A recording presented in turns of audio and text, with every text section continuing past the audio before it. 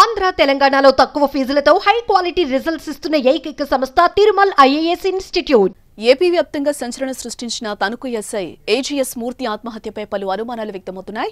రాజకీయ నాయకులు పై అధికారుల వేధింపులే కారణమన్న అనుమానాలకు బలం చేకూరుస్తూ నెట్లో ఆడియో వైరల్ అవుతోంది.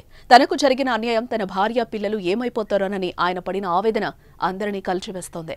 తనకు రూరల్ ఎస్ఐగా పనిచేసిన సమయంలో గేదెల చోరీకి సంబంధించిన కేసు మాఫీకి ఆర్థిక లావాదేవీలు జరిగినట్టు వచ్చిన ఆరోపణలో తన ప్రమేయం లేకపోయినా తనను బలిపశం చేశారని అప్పటి నుంచి మూర్తి తీవ్రంగా కుమిలిపోతున్నట్లుగా పోలీసు వర్గాల్లో చర్చ నడుస్తోంది. ఆయన ఆత్మహత్య చేసుకోవడానికి 2-3 రోజుల ముందు ఎస్ఐ మూర్తి తన స్నేహితుడితో మాట్లాడినట్లు ఆడియో వైరల్ అవుతోంది. పై అధికారులు తనను ఏ విధంగా బలిపశం చేశారనే విషయమై స్నేహితుడి వద్ద వాపోయినట్లుగా తెలుస్తోంది. ఎస్ఐ మూర్తి మాట్లాడిన ఆడియో సంభాషణ ఇప్పుడు చూద్దాం. రేంజ్కి రిపోర్ట్ చేయమని వచ్చింది ఆటో రేంజ్కి. అదేంటిది? డిఎస్సి ఇచ్చారు. Range report చేయమన్నాడా?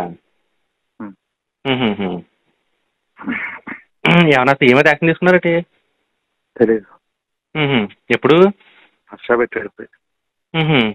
రేటు పడితే ఏం లేదు, ఇంకా నేనేం చేయలేను.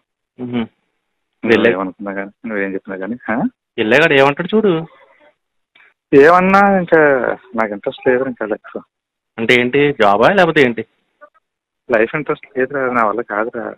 చాలా ఇబ్బందిగా ఉందంట.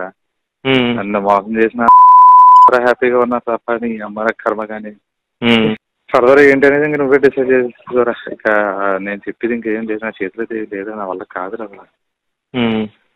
దాకేదో పెట్టి అలా గెంటుతున్నాను కానీ కృష్ణగా మరిగాడు ఆ నాగేశ్వరరావు చేసిన పనికి నిజంగా ఈరోజు నేను ఇంకా ఏదో అలాగే గెంటుతున్నాను. పొల్లి వీఆర్ భీమవరం కదా, సర్లే చూద్దాం.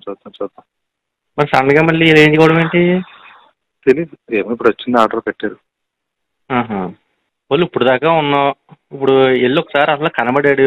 నాకు లూప్ కావాలండి, నేను ట్రాన్స్కి వెళ్ళిపోతున్నాను, అడుగు వస్తున్నాను, ఏమంటాడో చూద్దాం. పని ఆడి మనసులో బయటకు రాకుండా మనం ఎందుకు నెగిటివ్గా తీసుకోవడం? ఆడికి వెళ్ళిన తర్వాత అప్పుడు లేదురా, ఆడ వెళ్ళిన తర్వాత ఫస్ట్ డిస్ట్రిక్ట్ అలర్ట్ చేస్తారు అంతే. నాకు తెలుసు కదా జరిగింది. అదేరా, ఆడికి వెళ్ళిన తర్వాత అప్పుడు మాట్లాడితే సరిపోద్ది కదా. అప్పుడు ఆడికి ఏం తెలియదు. అప్పుడు అడుగుతాడు ఒక ఆప్షన్ ఎక్కడికి వెళ్తామని అడిగాడు అనుకో, ఒకటి అప్పుడు చెప్పు రాజమండ్రి, లేదా నాకు లూప్కి వెళ్ళిపోతాను ట్రాన్స్కమ్మని అడుగు. అప్పుడు దాని మీద అప్పుడు ఏమనంటే అప్పుడు చూద్దాము.